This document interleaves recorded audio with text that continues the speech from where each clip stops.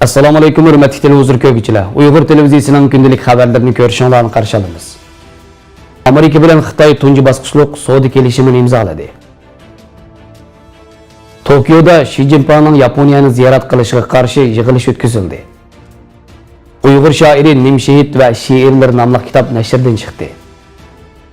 Turkiya ayollar voleybol komandasi olimpik musobaqasiga qatnashdi. Tövəndə ixtiyarlar xəbərlərimizdən təfsili məzmunlarda bo'lsin.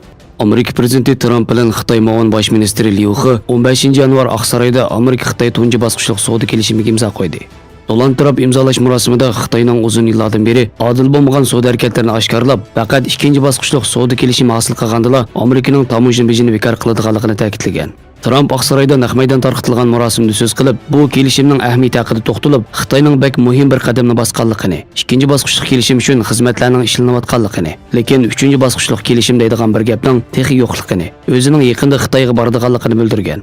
Xitoy muavin bosh ministri Liu He kelishimning ahamiyati haqida so'z qilib, ikki davlat orasidagi bu savdo kelishimining yangi bir davrning bishorati ekanligini va bu hamkorlikning davomlashadiganligiga ishonganligini aytdi. Amerika Moliya ministri Minchin birinchi bosqichlik savdo kelishimida Amerika eng ko'ngil bildigan bilim mulk huquqini o'g'irlash va Xitoydagi majburiy texnik o'tinib berish masalasining hal qilinganligini, ikkinchi bosqichda texnik ko'p tamojin bejining ozaytirilganligini bildirgan. Amerika bilan Xitoy orasidagi savdo urushi Amerika prezidenti Trumpning 2018 yil martda Xitoydan import qilingan bir qism mahsulotlarga tamojin beji qo'shishi bilan boshlangan. Xitoy tarafdan muavin bosh ministr Liu He Xitoy savdo o'mikining boshlig'i qilib tayinlangan bo'lib, ikki davlat savdo vakillari ilgari keyin bo'lib 13 qitim suhbat o'tkazgan. Mazkur kelishim tafsiloti haqida yana davomli xabar beriladi.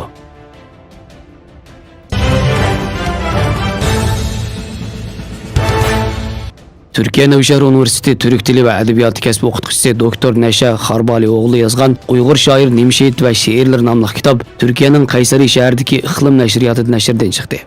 Kitobga Nimshehidning asorati turib qolganlarga xitob, oldida jinoyatdan shikoyat, Beqirning iqrori qatorliq 102 parcha she'ri kirgizilgan bo'lib, kitobda asosan bu she'rlar har jihatdan tahlil qilingan.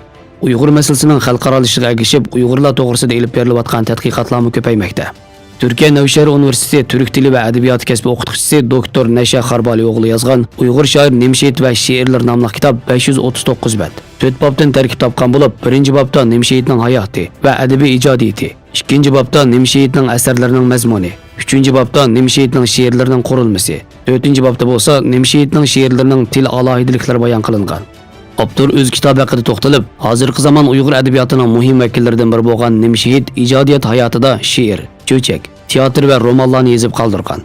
Sharq Turkistondagi siyosiy voqealar tufayli ba'zi asarlarning yo'q qilib etilganligini, mazkur kitobni shoirning Sharq Turkistonda va chet ellarda nashr qilingan asarlarini asos qilib turib yozganligini, Nimshehidning Uyg'ur adabiyotidagi o'rnining intayin yuqori bo'lganlikdan Aga universiteti professori Olimjon Inoyatning rag'batlantirishi bilan tayyorlaganligini bildirgan. Shundaqla o'zining Uyg'ur shoir Nimshehid va she'rlar nomli kitobni tayyorlashdagi maqsadini ta'kidlab, shoirning ijodiyatlarida Uyg'urlar beshidan o'tkazgan siyosiy va tarixiy voqealar va shoirning xalqparvar ruhiy gavdalanganligini, vatan, millat, erkinlik, ilm, ma'arif, ayol, seg'inish, hasrat va muhabbat temalarida she'r yozganligini, uning she'rlarining til jihatdan ommaboplikqa ega ekanligi, o'zining bularni nazarda tutib turib, Nimshehid to'g'risida bu kitobni yozishni qaror qilganligini ta'kidlagan. Marhum shoir Nimshehid 1904-yili Aqsuv Baynayisining Sayram yezisida dunyoga kelgan.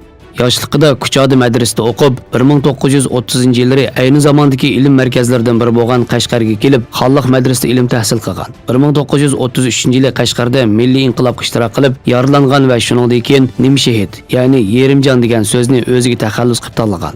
1945-yili oktyabrda Sharq Turkiston Jumhuriyatining milliy armiyasiga qo'shilib G'o'ljiga ketgan. O atalmış madaniyat inqilobi mezgilida mislsiz xo'rliq va azob oqibat ko'chirgan. Qattiq xo'rliq tufayli 1971-yili 24-avgust kuni olamdan o'tgan.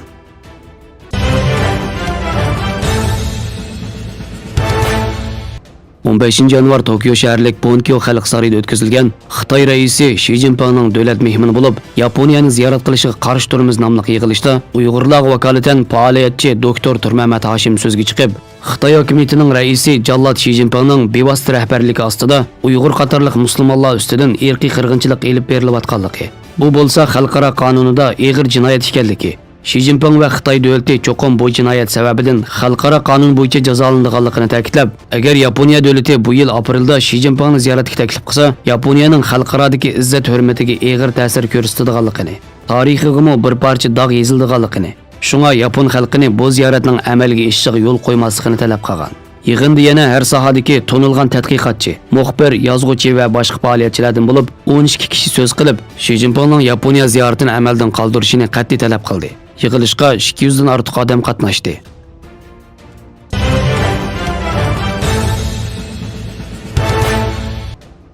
Turkiya ayollar voleybol komandasi 2020-yillik Tokio Olimpik yig'ini Yevropa qit'asi hal qilg'uch musobaqasida 0 ga qarshi 3 nomer bilan musobaqaga qatnashish salohiyatini qo'lga keltirdi. Germaniya komandasini ustunlik bilan yengib, davlatga qaytgan Turkiya ayollar voleybol komandasi Istanbulda qizg'in qarshi olindi. Istanbul aerodromida nurg'unlagan voleybol havaskorlari baraban atirtining hamrohligida gulchechaklar bilan ayollar voleybol komandasini qarshi oldi. Turkiya voleybol federatsiyasining boshlig'i Mehmet Akif Üstüntag nishonimiz olimpik qatnashish edi. Davlatimiz nishoniga yetgan ayollar voleybol komandasini tabriklaydi. Bu natija oson qo'lga kelmadi. Uzun so'zilgan qiyin musobaqada ko'p ajr singdirildi, ko'p tirishchilik ko'rsatildi va oxirida bu nuqtaga yetdik dedi. Xabarlarimizni ko'rganingizga rahmat. Ko'rishguncha omon bo'linglar. Xayr xo'sh. Allohga omonat.